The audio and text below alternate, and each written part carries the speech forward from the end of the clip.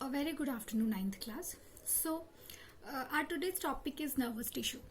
Before discussing it, I think एक चीज़ हमें discuss करनी चाहिए कि आप लोगों को क्या लगता है कि जैसे जब आप लोग किसी भी गर्म चीज़ को छूते हो या फिर मान लो आपने सांप देखा या फिर कोई भी ऐसी चीज़ जिससे जैसे मान लो आपका कभी कभार हमारा हाथ दरवाजे पे आता है, हम फटाफट से उस टाइम हाथ हटा लेते हैं. हमारा हाथ कभी किसी गर्म चीज से लग जाता है, हम फटाफट से अपना हाथ जो है वो हटा लेते हैं. ठीक है, तो ये सारी चीजें हमारे साथ क्यों होती हैं? मतलब हम इतना फास्ट रिएक्ट कैसे कर पाते हैं? लाइक लगता है और उसी टाइम हटा लेते हैं हम अपना हाथ. ठीक है, तो ये सारी चीजें क्यों होती हैं हमारे बॉडी में या हमारे साथ बेसिकली. सो इसी को आज हम डिस्कस करेंगे. So our today's topic is nervous tissue. So nervous tissue basically it is a long tissue that basically helps in sensing or sensing the stimulus. Stimulus क्या होते हैं? तो stimulus बाहर से मिलने वाला कोई भी कोई भी एक्शन, वो होता है आपका stimulus. फॉर एग्जाम्पल गरम प्रेस आपके हाथ में लगी, दैट वॉज अ एक्शन. वो आपको बाहर से स्टिमुलस मिला और उसके बदले में आपने रिएक्शन क्या दिया, आपने अपना हाथ पीछे कर लिया. So that was a reaction. तो ये एक्शन और रिएक्शन कैसे होता है? That basically done by the help of nervous tissue, जिसे हम न्यूरॉन भी कहते हैं. सो बेसिकली ये एक स्पेशलाइज्ड टिश्यू होता है that helps in reception, integration and transmission of stimuli और impulse to various part of the body. यानी कि हमारी बॉडी के वेरियस पार्ट्स को ये स्टिमुलस प्रोवाइड करता है. स्टिमुलस मैंने अभी आपको बताया क्या होता है कि जो भी बाहर से हमें एक्शन मिलता है या फिर जो भी बाहर से हमें कमांड हेलो या फिर कोई भी बाहर से हमें एक्शन मिलेगा, वो हमारा स्टिमुलस होगा. उसकी जवाब में हमारा जो रिएक्शन होगा दैट वाज हमारा रिस्पॉन्स. ठीक है, और ये हमारी वेरियस बॉडी पार्ट्स को कनेक्ट करता है. Nervous tissue and its connective tissues cell aggregate to form the brain, spinal cord and nervous. So basically ये हमें आइडेंटिफिकेशन में हेल्प करता है, जजिंग में हेल्प करता है कि हमें क्या करना है क्या नहीं करना है. सो ये बेसिकली कनेक्ट होता है हमारे स्पाइनल कॉर्ड से, हमारे ब्रेन से, और sometimes it is the part of our brain, spinal cord and nervous tissues. तो नर्व्स का भी ये पार्ट होता है, ब्रेन का ये पार्ट होता है, स्पाइनल कॉर्ड का ये पार्ट होता है. तो ये बहुत ज्यादा हेल्प करता है हमारे को किसी भी चीज को सेंस करने में, समझने में और उसका रिएक्शन देने के लिए. बिकॉज अगर हमें किसी चीज का रिएक्शन देना है then we have to think about it ना. तो हमारा ब्रेन इतनी जल्दी उसके बारे में सोचता है और हम फटाफट उसी टाइम जो है उसका रिएक्शन दे देते हैं. तो ये जो सडन रिएक्शन होते हैं, इसमें जो नर्वस टिश्यू होता है वो हमें काफी ज्यादा हेल्प करता है. Individual cell of nervous tissue is called nerve cell or neuron. यानी इसका जो सिंगल सेल होता है उसको हम नर्व सेल कहते हैं, और ये बहुत सारे बंचेस ऑफ सेल्स होते हैं जो साथ में नर्वस टिश्यूज जो है वो बनाते हैं. So let's go through the diagram of neuron. So here you can see the diagram of neuron. So इस तरह का कुछ इसका एक डायग्राम होता है, यानी एक नर्व सेल का डायग्राम इस तरह का होता है. ठीक है, अब इसके डिफरेंट पार्ट होते हैं. So this is the cell body part और ये इसकी टेल पार्ट होती है. ठीक है, बिहाइंड रीजन होता है इसका. अब ये जो इसका अपर पार्ट होता है, इसमें इसके पास होता है न्यूक्लियस जो सेंटर में प्रेजेंट है. साथ में होता है इसके पास न्यूरोप्लाज्म या फिर साइटोप्लाज्म होता है ये.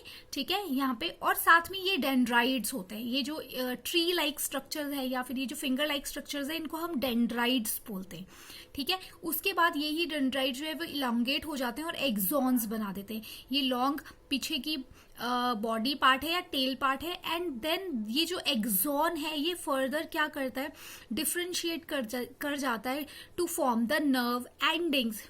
अब क्या होता है बेसिकली, जैसे मान लो ये एक न्यूरॉन है, दूसरा ऐसा ही न्यूरॉन इसके पीछे लगा हुआ होगा और उसके जो डेंड्राइड्स होंगे वो इसकी नर्व एंडिंग से कनेक्टेड होंगे. अब क्या होगा, जैसे मान लो ये न्यूरॉन जो है ये स्किन के साथ लगा है. सो दिस इज योर स्किन. ठीक है, और ये न्यूरॉन जो है आपकी स्किन के साथ कनेक्टेड है.